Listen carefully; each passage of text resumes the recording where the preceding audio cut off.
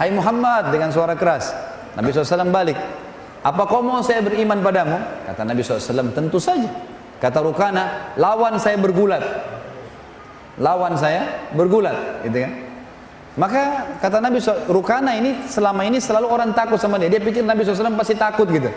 Kaget dia tuh, Nabi mengatakan, baiklah. Kumpul semua orang. Ini seperti ada orang mau duel, buat ring. Akan terjadi gulat, gitu kan? Ternyata dengan beberapa gerakan saja Rukana kalah.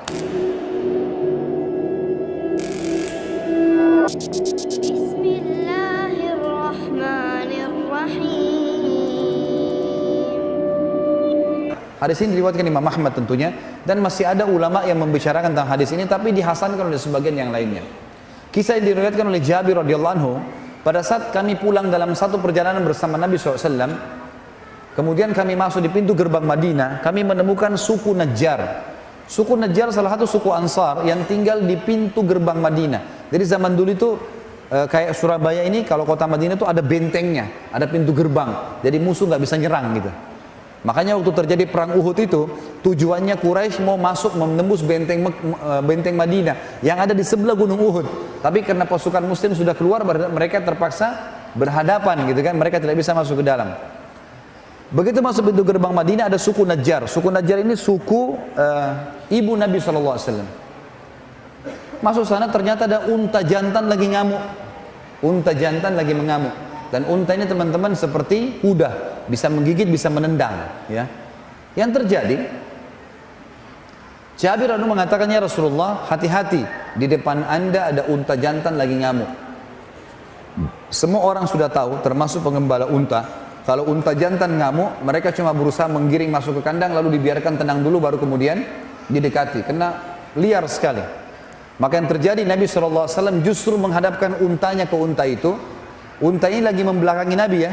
Lalu kata Nabi SAW satu kalimat, Ta'al, kesinilah. Begitu mendengar suara Nabi SAW, apa yang terjadi? Tiba-tiba saja unta itu balik ke arah Nabi SAW, menundukkan tatapan matanya, kemudian redam marahnya, lalu dia menurunkan mulutnya ke tanah, kemudian menyeretnya sampai di hadapan baginda Nabi SAW. Dengan tidak marah lagi, diturunkan. Ini bentuk penghinaan. Dia bukan cuma jalan tenang, tapi dia turun sambil menyeret mulutnya di tanah sampai di hadapan Nabi SAW. Lalu kata Nabi SAW, mana tali kekangannya? Dikasihlah. Lalu Nabi SAW ikat. Setelah diikat, kata Nabi SAW kalimat yang mulia, demi zat yang ubun-ubunku dalam genggamai, maksudnya demi Allah, tidak ada sesuatu pun di langit maupun di bumi. Garis bawah kata-kata sesuatu ya, artinya mati atau hidup di mata manusia. Tidak ada sesuatu pun di langit dan di bumi melainkan mengetahui aku adalah utusan Allah, kecuali pembangkang jin dan manusia. Jadi air, api, tanah, batu, semuanya ini, semuanya tahu ini adalah utusan Allah, kecuali pembangkang dari jin dan manusia. Hanya mereka saja. Ada kisah yang lain teman-teman sekalian, kisah tentang pohon memberikan kesaksian. Jadi pernah terjadi di Mekah, dalam sebuah riwayat Bukhari juga dijelaskan, ada pegulat dari Jazirah Arab bernama Rukana. Rukana ini orangnya kekar sekali, tinggi besar. Ya. Dalam beberapa asar disebutkan Rukana belum ada yang mengalahkan tinggi badannya, karena besarnya. Dan jasanya dia, cara dia hidup, dia suka datangi suku-suku Arab lalu dia nantang. Siapa yang mau gulat sama saya, ditantang kepala sukunya. Kalau dia menang, dia bisa mengambil apa saja dari orang yang dikalahkan, istrinya kah, anaknya kah, hartanya. Kalau dia kalah, dia siap menjadi pembantunya. Gitu. Selama ini tidak pernah kalah Rukana ini. Satu kali dia dengar orang-orang Quraisy punya masalah dengan Nabi SAW.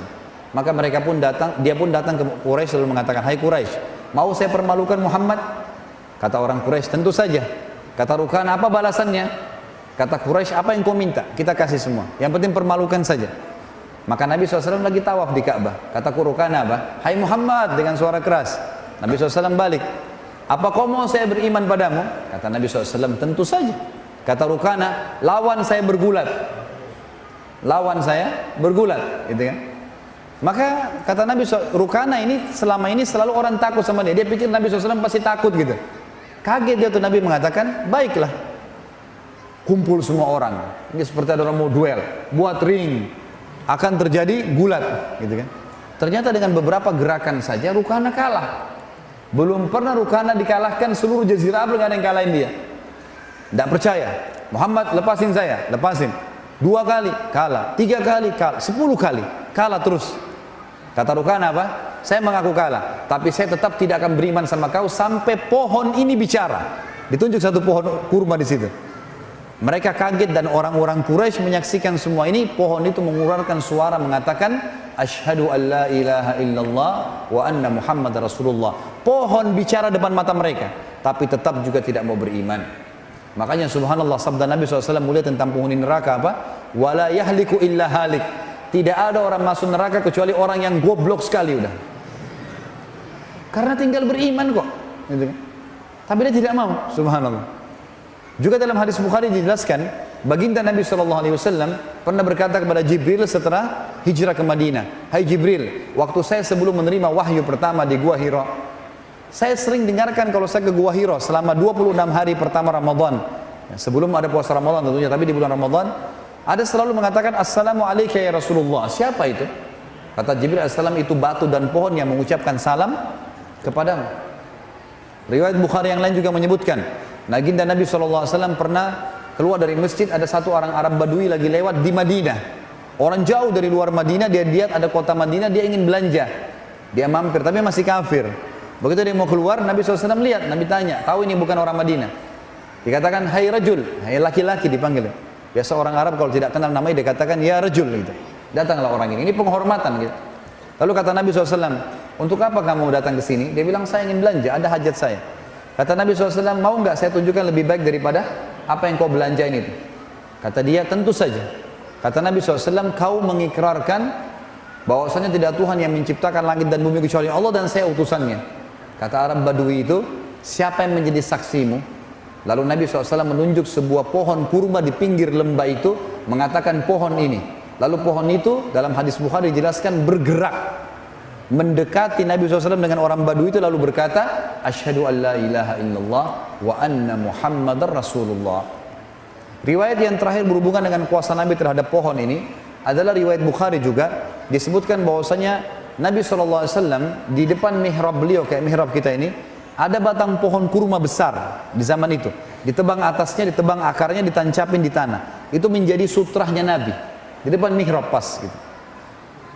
Nabi SAW kalau khutbah Jumat, kalau ceramah, beliau berdiri. Kalau capek, sandar di pohon itu. Satu hari ada seorang wanita, sahabiat Nabi radhiyallahu anha datang, tidak disebutkan namanya dalam hadis ini tentunya. Saya cuma temukan seorang wanita datang dan berkata, ya Rasulullah, saya punya seorang pegawai, bisa buat mimbar, mau nggak saya buatin mimbar?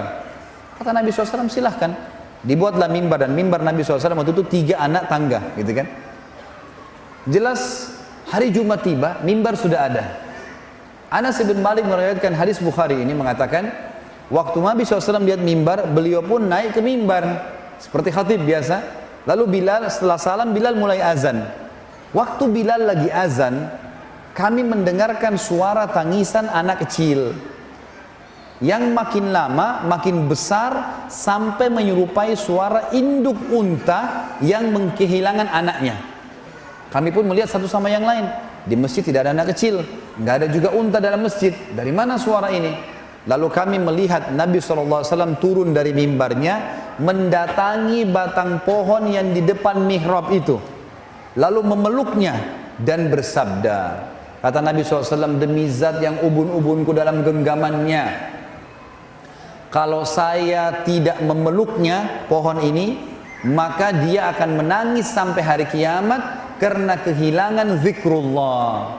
Artinya selama ini Rasulullah SAW sering sandar sama dia. Pohon ini kita anggap mati, sudah ditebang akarnya, ditebang atasnya, dianggap mati di mata kita, itu masih bisa mendengar zikrullah. Makanya teman-teman hati-hati. Seseorang di antara kita pergi ke hotel menganggap tidak ada yang tahu.